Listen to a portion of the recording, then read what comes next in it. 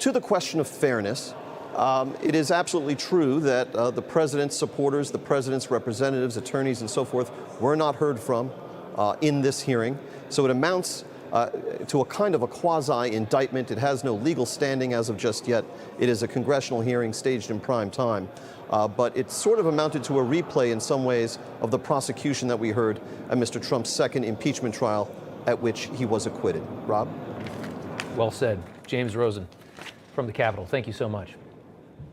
All right, my next guest is the first sitting member of Congress who was subpoenaed by this committee. He declined to participate in all of this. Pennsylvania Congressman Scott Perry joins us now. And sir, thank you for coming on. I want to get to the news right off the bat because your name did pop up in the hearing. Liz Cheney claimed that you sought a presidential pardon after January 6th. And so we have to ask your response to that. Yeah, my response is just what my statement is. These are soulless, baseless lies. You never asked for a pardon on January for January 6th? Not on my own behalf. If the question is, did I support other requests for pardons for other people, many legislators, myself included, are oftentimes asked to support pardons for other folks. And indeed, that happened. But for myself, absolutely not. Soulless, baseless lies. Fair enough. Wanted to get your response to that. Sure. Widen it out. The last 2 hours, your thoughts?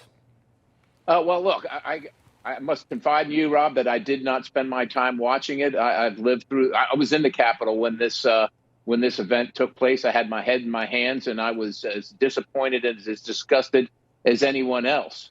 But what we do know is that this is made for prime time because they can't get in a court of law what they're seeking, which is the indictment of a president and anybody that voted for him and anybody that agrees with his policies. And so they're doing this as a show trial, typical and reminiscent of the Soviet Union and Stalin. This is just made for TV. That's why they hired an ABC executive. Yeah, they don't really have any facts. This is, of course, not justice. This is not seeking facts. It is not seeking justice. This is using $8 million of taxpayer money to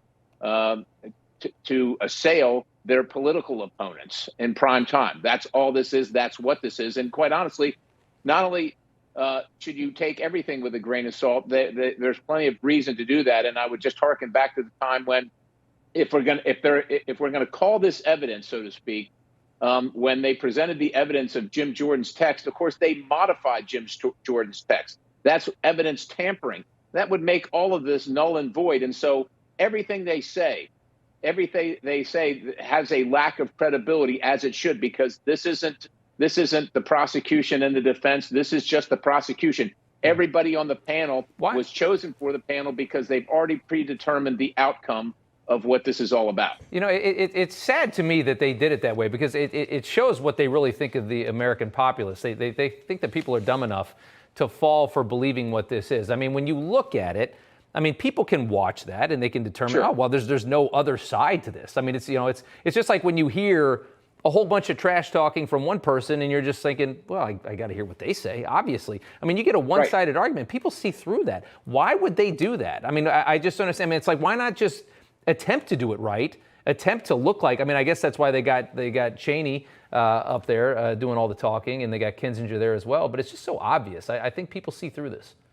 Well, I sure hope it's obvious, and I do hope that people see through it. And like you said, it's absolutely a one-sided argument. You don't hear the other side of the story. And if they're so confident in their position, why aren't they giving the 14,000 hours of the Capitol is one of the most surveilled camered buildings in the country. Where's all that information? Where's the give and take and the cross-examination? If they can't stand the cross-examination from their colleague, just from their colleagues that they refuse to put on the panel, you've got to wonder what's at play here. And quite honestly, what's at play here is just what I said. This is all theater. They're not interested in the truth. They're not interested in the fact. This is not pursuing a legislative solution to what happened. This is about using the power and the force of the federal government to silence people that they disagree with and destroy their character and their reputation, whether they're elected officials or simply individuals that are citizens. That's what this is about. Congressman Scott Perry, sir, thank you for taking the time. Good to see you.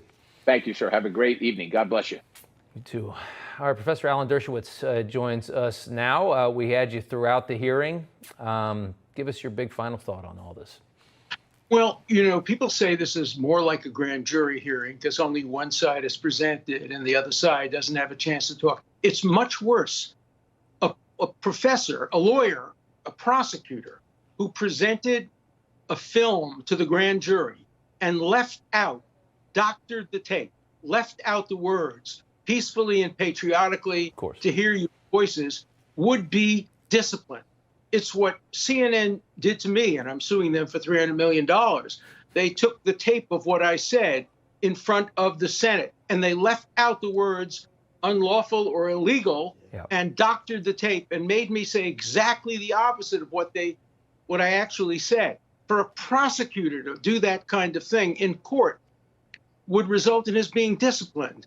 And so the American public was cheated. It's not only that they were presented one side of the story.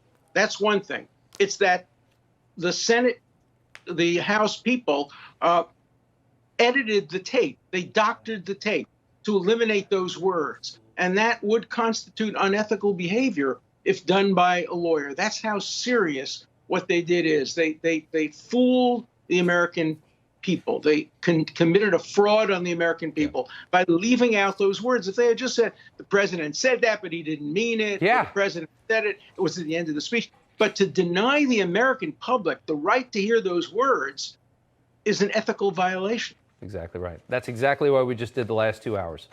We saw all this coming a mile away. We're the only other side. We're the other side of the coin. We had to do it. Alan Dershowitz, thank you for taking the time. We appreciate it.